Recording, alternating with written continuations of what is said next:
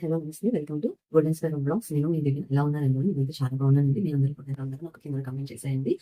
So ఈ రోజు topic వచ్చేసి ఆధునిక పెంపకానికి ఈ 4 అని చెప్పేసి. అంటే పిల్లల్ని మాకు పెంచడం రాదా? నువ్వేంటి మాకు చెప్పేది ఏంటి అలా అనేసి అనుకోకండి. సో పిల్లల్ని పెంచడం మీకొచ్చు నేను కాదు అనట్లేదు. కానీ ఏంటంటే కొన్ని విషయాల్లో మనం తప్పులు చేస్తూ ఉంటాం అనమాట. సో అవి సరిదిద్దుకుంటే సరిపోతుంది. సో నేను ఆధునిక పెంపకానికి ఈ 4 వంటలు ఒక ఆర్టికల్‌లో నేను చదివానండి. సో అది మీకు ఉపయోగపడుతుంది అని చెప్పేసి నేను వీడియో చేస్తున్నాననమాట. మీతో షేర్ చేసుకోవాలని చెప్పేసి వీడియో చేస్తున్నాను. సో ఫస్ట్ వచ్చేసి పిల్లల్ని మనం చాలా ఆప్యాయంగా పలకరిస్తూ మాట్లాడుతూ ఉండాలండి. అంటే నేను లాస్ట్ వీడియోలో మీకు చెప్పినట్లుగా వాళ్ళతో మనం ప్రేమగా, ఆప్యాయంగా మాట్లాడుతూ ఉండాలనమాట. సో అప్పుడు వాళ్ళకి ఏమనిపిస్తుందంటే మన పేరెంట్స్ మనతో చాలా బాగా మాట్లాడుతున్నారు. వాళ్ళతో మనం ఏమైనా షేర్ చేసుకోవచ్చు అని చెప్పేసి అనుకుంటూ ఉంటారు. వీళ్ళైతే ఫ్రెండ్లీగా ఉండండి వాళ్ళతో. అంటే యాస్ ఎ ఫ్రెండ్‌గా మీరు ఎంత బాగుంటారో పిల్లలు మనతో అన్ని షేర్ చేసుకోగలుగుతారు.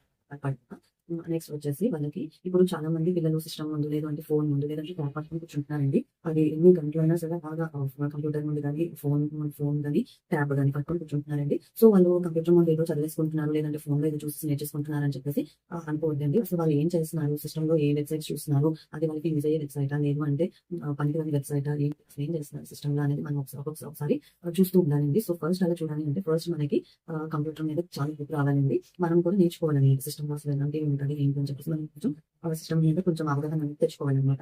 సో అప్పుడు వాళ్ళు చూస్తున్నారు ఏంటి అసలు ఏం చూస్తున్నారు, ఎలాంటి వెబ్‌సైట్ చూస్తున్నారు, వాళ్ళకి చదువు పరంగా యూజ్ అయిన వెబ్‌సైట్సా కాదా అని చెప్పేసి మనం తెలుసుకోగలుగుతాము. ఒకవేళ వాళ్ళు చదువుకి యూజ్ అవ్వని వెబ్‌సైట్స్ ఫేస్‌బుక్ ఓపెన్ చేసి గంటల తరబడి ఎవరో తెలియని ఫ్రెండ్‌తో మాట్లాడడం, వాళ్ళ ఉదయం మనీ ఏదైనా అడిగితే సెండ్ చేసేయడం అలాంటి మోసాలు అవి జరుగుతున్నాయి. సో అలా జరగకుండా మనం అరికట్టొచ్చన్నమాట. అండ్ అలాగే చెడు మార్గంలో వెళ్ళకుండా కూడా మనం జాగ్రత్త పడొచ్చు. సో అది సెకండ్ పాయింట్ అండి. అండ్ థర్డ్ వచ్చేసి పిల్లల్లోని హార్మోనల్ చేంజెస్ అనేవి వస్తూ ఉంటాయండి. వన్స్ వాళ్ళు టీనేజ్‌కి వచ్చేసాక హార్మోనల్ చేంజెస్ అనేవి అవుతాయన్నమాట. హార్మోనల్ ఇంబాలెన్సెస్ హార్మోనల్ చేంజెస్ అవుతూ ఉంటాయి. సో వాళ్ళు వాళ్ళ బాడీలోని హార్మోనల్ చేంజెస్ వల్ల వాళ్ళకొచ్చే ప్రాబ్లమ్స్ ఏంటి అనేది వాళ్ళకి మనం ఎక్స్‌ప్లెయిన్ చేయాలండి. వాళ్ళకేమైనా చేంజెస్ జరుగుతాయి కదా! దానికి మన బాడీలో మీ బాడీలో హార్మోనల్ చేంజెస్ కోసం అనేది హార్మోనల్ ఇంబాలెన్స్ కోసం మన పిల్లలకి మనం ఎక్స్‌ప్లెయిన్ చేయాలండి. సో దానివల్ల వాళ్ళకి కలిగే ప్రయోజనం ఏంటి, నష్టం ఏంటి అని చెప్పేసి నీట్‌గా ఎక్స్‌ప్లెయిన్ చేయాలనమాట. అండ్ దెన్ లాస్ట్ వచ్చేసి పిల్లలతో టైమ్ స్పెండ్ చేయాలండి. నేను ఆల్రెడీ లాస్ట్ 2 వీడియోస్‌లో కూడా చెప్పాను. పిల్లలతో టైమ్ స్పెండ్ చేయాలి అని చెప్పేసి. సో ఈ వీడియోలో కూడా నేను చెప్తున్నానండి.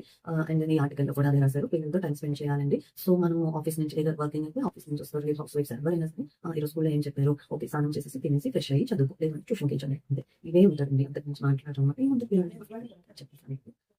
సో అలా కాదండి పిల్లలతోని మనం టైమ్ స్పెండ్ చేయాలండి. టైమ్ స్పెండ్ చేసి వాళ్ళకి ప్రేమగా మాట్లాడాలి. నెక్స్ట్ వాళ్ళని ఎంకరేజ్ చేయాలి. సో అప్పుడే వాళ్ళు అనుకుంటారు మా పేరెంట్స్ మమ్మల్ని చాలా సపోర్ట్ చేస్తున్నారు అని చెప్పేసి వాళ్ళకి ఒక ధైర్యం అనేది వస్తుందన్నమాట. వాళ్ళకి కాన్ఫిడెన్స్ లెవెల్స్ కూడా పెరుగుతాయన్నమాట. ఎప్పుడైతే మనం వాళ్ళకి ఎంకరేజ్ చేస్తామో, ప్రేమగా మాట్లాడతామో అప్పుడు ఏంటంటే వాళ్ళకి కాన్ఫిడెన్స్ లెవెల్స్ అనేవి పెరుగుతూ ఉంటాయన్నమాట.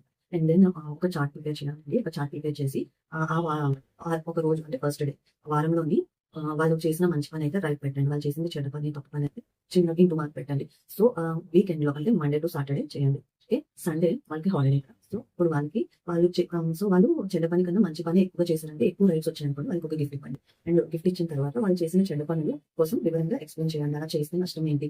సో దానివల్ల ఎలాంటి చెడు జరుగుతుంది? సో అది ఎంత చెడ్డ అంత బ్యాడ్ హాబిట్ అని చెప్పేసి వాళ్ళకి ఎక్స్‌ప్లెయిన్ చేయాలండి.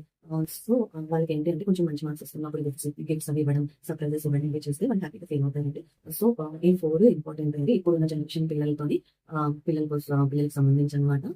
సో వీడియో అనేది మీకు నచ్చినట్లయితే లైక్ చేయండి, షేర్ చేయండి, సబ్స్క్రైబ్ చేసుకోండి. ఓకేనా? Bye. Thank you for watching.